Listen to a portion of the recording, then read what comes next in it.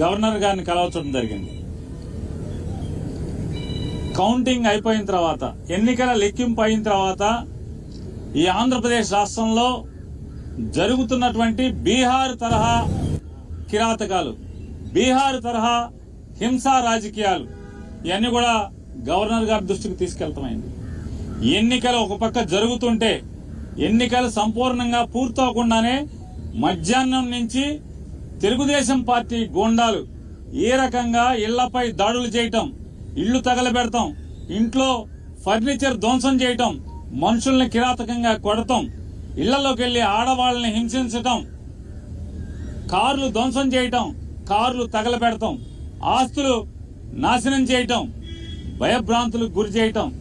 అంటే తెలుగుదేశం పార్టీ అధికారంలోకి వస్తే ఎర్ర పుస్తకంలో, అంటే ఎర్ర పుస్తకంలో ఏం రాసుకున్నారా అంటే, మేము హింస కోసమే, ఈ కక్ష తీర్చుకోవడం కోసమే, మాకు వ్యతిరేకంగా వైఎస్ఆర్ కాంగ్రెస్ పార్టీ ఎవరు జెండా పట్టుకుంటే వాళ్ళనల్లా కిరాతకంగా హింసిస్తాం, వాళ్ళ ఆస్తులు ధ్వంసం చేస్తాం అనేటువంటి దానికోసమే అధికారంలోకి వచ్చినట్టుగా ఇవాళ వాళ్ళు ప్రవర్తిస్తున్నారు. ఇవన్నీ గవర్నర్ గారికి చెప్పినప్పుడు ఆయన ఆశ్చర్యపోయారు. ఏంటి ఇంత కిరాతకంగా జరుగుతుంటే పోలీసు పట్టించుకోవట్లేదా అని చెప్పినారు. వాస్తవం సార్, ఇది ఒక్క ఎఫ్ఐఆర్ కూడా నమోదు కావట్లేదు. వెళ్లి పోలీస్ కంప్లైంట్ ఇచ్చినా, ఫోటోలతో వీడియోలతో ఇచ్చినా కూడా ఆ వీడియోలన్నీ కూడా గవర్నర్ గారికి ఇవ్వడం జరిగింది. ఇంకా ఎక్కడెక్కడైతే జరుగుతున్నాయో అన్నీ చెప్పడం జరిగింది.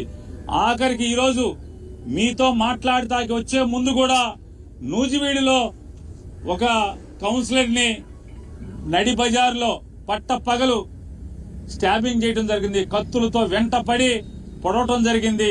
పోలీసు సాక్ష్యంగా, పోలీసులు ఆ పక్కన ఉన్నా కూడా పోలీసుల ముందే స్టాబింగ్ చేసిన, కత్తులతో పొడిచినా కూడా పోలీసులు ఆపిన పరిస్థితి లేదు. కనీసం కేసు పెట్టినటువంటి ఇంతవరకు కూడా దాఖలాలు కాలేదంటే గవర్నర్ గారు ఆశ్చర్యపోయి, ఖచ్చితంగా నేను డీజీపీని పిలిపిస్తాను, ఇవన్నీ కూడా గట్టిగా విచారణ చేస్తాను మీరు అంటే మేము ఆయనకి వీడియోలతో సహా ఇవ్వడం జరిగింది, ఫోటోలతో సహా ఇవ్వడం జరిగింది.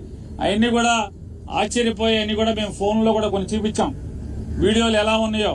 ఇంకా మా దగ్గర చాలా వీడియోలు ఉన్నాయండి అని చెప్తే అవన్నీ కూడా మా సెక్రటరీ గారికి పంపించండి, నేను చూస్తాను, వెంటనే యాక్షన్ తీసుకుంటాను. పోలీసుని గెలిపోవటంలో అనేవి సహజంగా ఉంటాయి, కానీ ఈ రకంగా కిరాతకం, ఈ రకంగా హింసా ప్రవృత్తి, ఈ రకంగా విధ్వంస ధోరణి అనేది చేస్తే ఇక ప్రభుత్వం ఎలా ఉన్నట్టా లేనట్టా, ఇది డెమోక్రసీ కదా అని చెప్పి ఆయన చెప్పడం జరిగింది. ఆయన కూడా సోదాహరణంగా వివరించాం. ఇంకా ఎక్కడెక్కడ సంఘటనలు జరుగుతున్నాయో, ఎక్కడెక్కడ అన్ని వీడియోల్ని, ఫోటోల్ని అన్ని ప్రతిదీ కూడా ఆయనకి పంపిస్తామని చెప్పాం. ఖచ్చితంగా పంపించండి, నేను యాక్షన్ తీసుకుంటాను, కంట్రోల్ చేస్తానని చెప్పని చెప్పారు. అలాగే ఆంధ్ర రాష్ట్ర ప్రజలకు కూడా తెలియజేస్తున్నాం, గవర్నర్ గారికి ఏది చెప్పామో మీకు కూడా అదే చేస్తున్నాం. ఇవాళ అంటే 4వ తారీఖు మధ్యాహ్నం నుంచి ఏ రకంగా తెలుగుదేశం పార్టీ హింస ప్రవృత్తితో చెలరేగిపోతుందో, హింసను ఏ రకంగా ఈ ఆంధ్ర రాష్ట్రం మీద ప్రజ్వలింపజేస్తున్నారో, అంటే వాళ్ళు గెలిచింది ఈ రకంగా ధ్వంస కాండ కోసమా, ఈ రకంగా హింసాకాండ కోసమా ఇవాళ ప్రజలు ఓటేసిందా చంద్రబాబు నాయుడు గారికి, కూటమికి అని చెప్పని మేము మీ ద్వారా, ప్రజల ద్వారా ఇవాళ తెలుగుదేశం పార్టీని, కూటమి నాయకుల్ని హెచ్చరిస్తున్నాం. ఈ రకంగా మీరు ప్రోత్సహిస్తే ఈ సంస్కృతిని, బీహార్ సంస్కృతిని ఆంధ్ర రాష్ట్రంలో గనక మీరు బీజం నాటితే ఎల్లకాలం మీరేం ఉండరు కదా. అంటే ఈ రాష్ట్రానికి కొత్తగా ఏం సంస్కృతి తీసుకొస్తున్నారు మీరు అంటే ఇది. అందుకోసమే జగన్మోహన్ రెడ్డి గారు కూడా ఈ ఎక్కడెక్కడైతే రాష్ట్ర వ్యాప్తంగా 26 జిల్లాల్లో హింస ప్రజ్వలిల్లుతుందో, ఈ భీకరంగా ఈ దాడులు చేస్తున్నారో, ఈ దాడుల్ని ధ్వంసకాండ రచిస్తున్నారు, వీటన్నిటిని కూడా గట్టిగా నిలువరింపజేయడం కోసం వైఎస్ఆర్ కాంగ్రెస్ పార్టీ కార్యకర్తల మీద ఎక్కడైతే దాడులు జరుగుతున్నాయో వాళ్ళందరినీ కూడా రక్షించడం కోసం పోలీసులు ఎలాగో ప్రేక్షక పాత్ర పోషిస్తున్నారు. పైన చంద్రబాబు నాయుడు, కూటమి నాయకుల యొక్క ఒత్తిడి మేరకు పోలీసులు ఏ రకంగా నిర్వీర్యంగా చూస్తూ ఊరుకుంటున్నారో, తోలుబొమ్మల్లాగా చూస్తూ ఊరుకున్నారో, వీటన్నిటిని కూడా మేము కూడా మా కార్యకర్తలను కాపాడుకోవడం కోసం 26 జిల్లాల్లో మాజీ మంత్రులతో, ఎమ్మెల్యేలతో, ఎమ్మెల్సీలతో వీళ్ళందరితో కూడా 26 జిల్లాల్లో కమిటీలు ఏర్పాటు చేయడం జరుగుతుంది.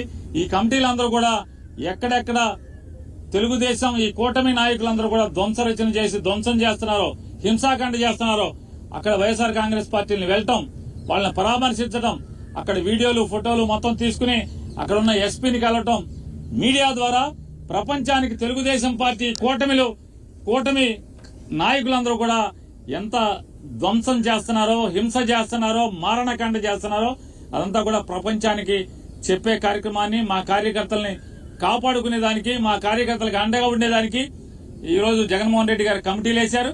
ఆ కమిటీలన్నీ కూడా రేపటి నుంచి ఆ కార్యక్రమాల్లో ఎక్కడెక్కడైతే దాడులు జరిగినాయో, దాడులు జరిగిన వెంటనే సమాచారాన్ని అందుకు వెళ్తాం గాని, అలాగే లీగల్ టీంలన్నీ కూడా రాష్ట్ర వ్యాప్తంగా ఉన్న 26 నియోజకవర్గాల్లోని వైఎస్ఆర్ కాంగ్రెస్ పార్టీ లీగల్ టీంలన్నీ కూడా యాక్టివేట్ చేయడం జరిగింది.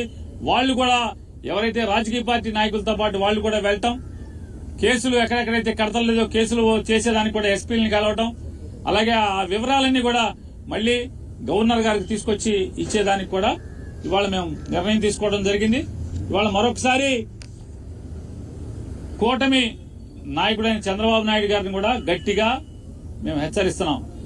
ఈ బీహార్ సంస్కృతిని లేదా ఈ వేటాడే అధికారాన్ని అడ్డం పెట్టుకుని ఈ వేటాడేటువంటి, ధ్వంసం చేసేటువంటి, ఆస్తులు తగలబెట్టేటువంటి లేదా మనుషుల్ని ప్రాణహాని చేసేటువంటి, నరికేటువంటి, కత్తులతో దాడులు చేసేటువంటి సంస్కృతిని ప్రారంభిస్తే ఖచ్చితంగా దీని పర్యవసానాలు అనుభవించాల్సి వస్తుంది భవిష్యత్తులో అని కూడా చంద్రబాబు నాయుడు గారికి హెచ్చరిక చేస్తూ ఇది మానుకోమని చెప్పని, కట్టిపెట్టమని చెప్పని, అలాగే వారిని గట్టిగా డిమాండ్ చేస్తూ పోలీసును కూడా, అధికారులను కూడా మేము డిమాండ్ చేస్తున్నాం. ఈ రకమైనటువంటి చేస్తే భవిష్యత్తులో చేయగలిగేది ఉంటుంది. పిల్లిని గదిలో పెట్టి కొడితే పిల్లి కూడా తిరగబడుతుంది ఆత్మరక్షణ కోసం. ఖచ్చితంగా వైఎస్ఆర్ కాంగ్రెస్ పార్టీ కార్యకర్తలను కాపాడుకుంటాకి మేము కూడా తిరుగుబాటు చేయాల్సిన పరిస్థితులు వచ్చేదాకా తీసుకురాబాకండి అని చెప్పని కూడా వారికి తెలియజేసుకుంటూ